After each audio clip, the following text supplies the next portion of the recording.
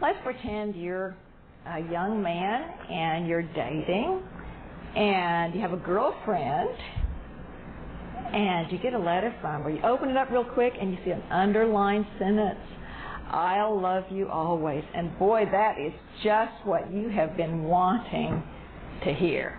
This girl's really special. She's your sweet thing. So you read that and you're so elated. But then you read the rest of the letter. "Dear darling, I think we need more space, if you know what I mean.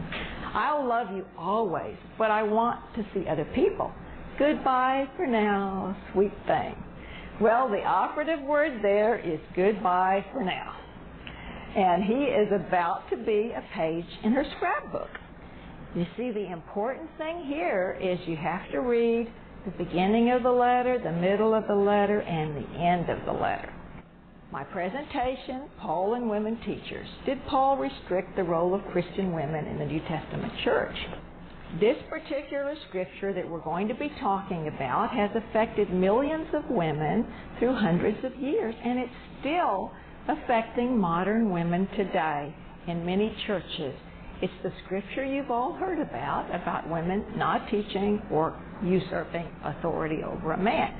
But today we're going to read not just the sentence pulled out of the middle.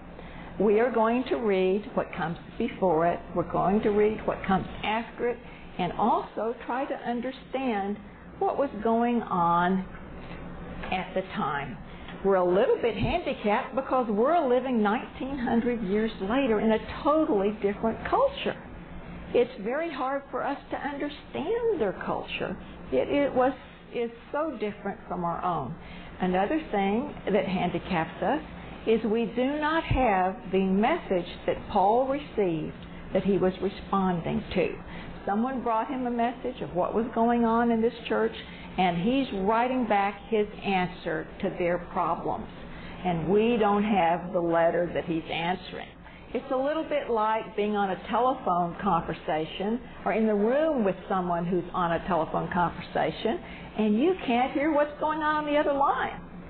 And they say this or that, and you're trying to fill in the gap, but you really don't know what the other person is saying. You've only got one half of the conversation. So we need to realize that we are somewhat of a loss because of that, and we've got to read very carefully because of that. Now, this is the beginning of 1 Timothy, the beginning of the letter. You'll notice Paul is calling himself an apostle. He's writing it to Timothy. And we notice that Paul has gone on into Macedonia, and he's told Timothy to stay behind in the city of Ephesus. So the church that's having the problems is in the city of Ephesus. And the problem comes up in that same sentence. So that you may command certain ones. The Greek word there is tizon, and that means ones.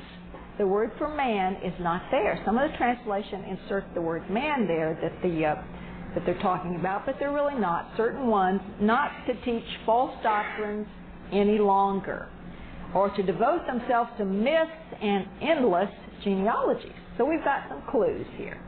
So we're going to gather up these clues and try to figure out more about what's going on. You see, too, that these promote controversies rather than God's Word. So there's some controversies going on in the city of Ephesus.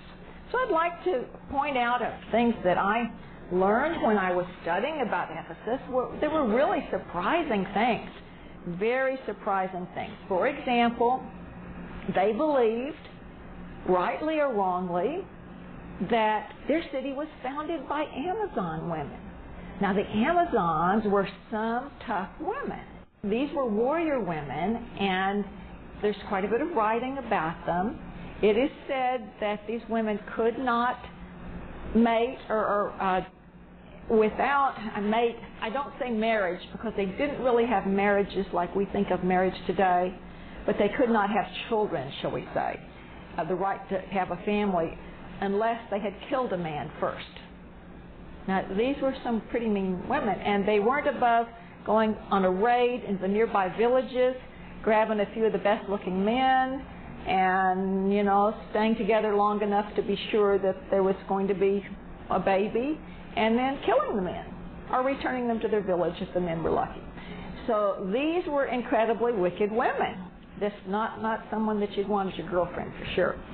So they were actually written about by the Greek historians of the day. So you will find in Greek histories of the day that Ephesus was founded by Amazon women.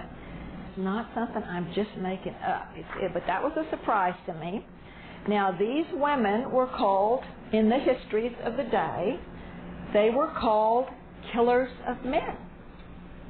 Just like I've told you, it was a pretty common thing. And sometimes they would enslave men when they captured them in battle, keep them as slaves, make them do the weaving, make them do the cooking, while they went out and rode the horses, and they were excellent horsewomen and practiced with their bow and arrow, and they were quite deadly shots with their bow and arrow.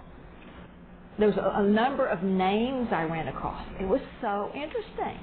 This was supposedly historical names of women who had really lived. And one of them was called Death Song. Death Song. How would you like to be engaged to Death Song? Now, in this next one, that is from a Greek vase, and it is showing Achilles, who is fighting with an Amazon queen. Now, there's two different legends about this. In the Greek legend, he kills her, the Battle of Troy. But in the Amazon legend, she kills him.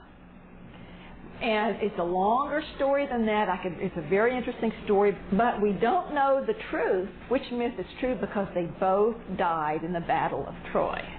So my theory is they killed each other. But anyway, we don't know for sure. But we find myth after myth after myth that survive to this day about the Amazons. So when Paul is talking about them devoting themselves to myths, it makes sense once you understand what was going on in Ephesus. These people really believed they were descended from Amazon women. And evidently some of them had the genealogies to prove it. Although it doesn't sound as if Paul himself believed it. I don't know. It doesn't matter to us whether it's true or not. The point that they believed it showed that it would influence their church and it would influence their lives. Now here we have 1 Timothy 4:7. That's the same book we're talking about, and Paul is saying have nothing to do with godless myths and old wives' tales.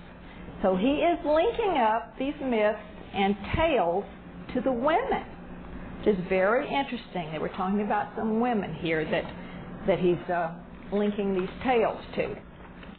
I'd like to show you where Ephesus is, because for us, that's kind of a mystery place. Where was Ephesus? It was actually a part of Asia. And you see, there is Ephesus. And we read about Ephesus in Acts 19:20. When they heard this, they were furious and began shouting, "Great is Artemis of the Ephesians." So the goddess that the Amazon set up was called Artemis. And Paul almost got himself killed in the 2-hour riot that happened in the Colosseum there. Finally, the city clerk quieted the crowd and said, "Men of Ephesus, doesn't all the world know that the city of Ephesus is a guardian of the temple of the great Artemis and her image which fell down from heaven?" All right, so that tells us a lot about the city of Ephesus, doesn't it? It tells us that they thought they were the guardian of a great goddess and that her image had actually fallen down from heaven. So they viewed themselves as a very important city. They were the 4th largest city of their day. The Colosseum, where the 2-hour riot happened, that's the top picture here. It would hold 25,000 people. And today, the acoustics remain so good. I have talked to people who have been in that Colosseum, and if you go down there and speak in a lower voice even than I'm speaking in, that up on the upper balcony, they can hear you perfectly. So it's very interesting, the things that they knew. Now, the lower picture is of the library. Now, the library had a secret tunnel over to the Temple of Artemis. You might not know why. When I tell you about the Temple of Artemis, you'll go, "Oh, okay, all right," as to why that was, that they would want a passageway between the two. Here we have some more of the ruins. of Ephesus. I'll tell you a little bit more about it. They were a tremendous slave trading city, and it was a very wealthy city. People came from all over the world to go to the Temple of Artemis. They brought a lot of wealth in, and the lower picture is the Arch of Severus, and it was a famous landmark the world over. Now, the temple that was in Ephesus, the Temple of Artemis, was one of the 7 wonders of the ancient world. It took 120 years to build. There were 127 columns, 60 feet high, and it was 20 feet longer than a football field. This was a big temple. If you notice the sculptures at the bottom of the column, those were all life-size sculptures done by some of the most famous artists of the day and really of all time. There was a lot of little rooms inside the Temple of Artemis. I'll tell you about that in a little bit. And there was a lot of sculptures of her.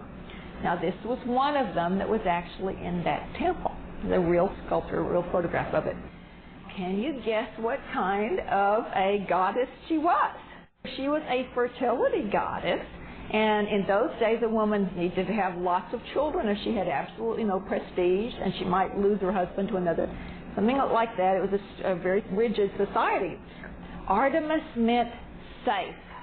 It meant safe. Because if you prayed to Artemis, then you would come safely through childbirth. That was the idea. And so her name meant safe, and it was a very, very popular religion. People came, as I say, around the world there. But what brought them in? Okay, we could see how the women would want to ask for children. What brought them in? Well, there were young women who began as virgins who would go and work in the temple, and they represented the goddess. They were known as Melissai, which meant bees. The men would come in to worship the goddess, bring their offering, their money offering or whatever offering, and then they would be sent to one of the little rooms, and one of the young women would come out all very elaborately dressed, and she represented the goddess.